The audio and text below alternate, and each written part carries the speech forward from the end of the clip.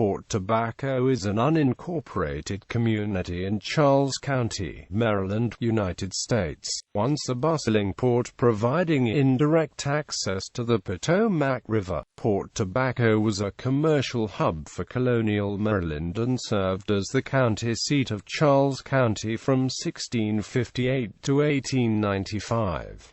Unfortunately, erosion from excessive agricultural use and poor soil conservation caused significant siltation at the head of the Port Tobacco River, which eventually became unnavigable to larger merchant vessels. As a result, commercial activity at the port had dwindled by the time of the Civil War. In 1888, a small portion of the town's square incorporated as Port Tobacco Village and may have signaled an attempt by the town's residents to address the port's decline. That decline, however, was only exacerbated by the completion of a nearby rail line to Pope's Creek in 1873 operated by the Baltimore and Potomac Railroad. The new line bypassed Port Tobacco and ran further south to another port directly on the Potomac River. New communities eventually sprang up along the railway and prospered, including the town of La Plata, which succeeded Port Tobacco as the county seat in 1895.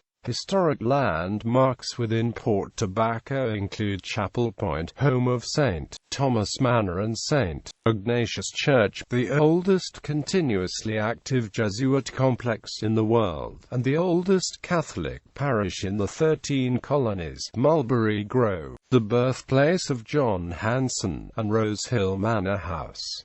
In addition to Rose Hill and St. Thomas Manor, Ellerslie, Thomas Stone National Historic Site, Linden, Mount Carmel Monastery, Port Tobacco Historic District, Retreat, and Stag Hall are listed on the National Register of Historic Places. Notable residents: John Hanson Jr., President of the Continental Congress. Timmy Hill, NASCAR racer.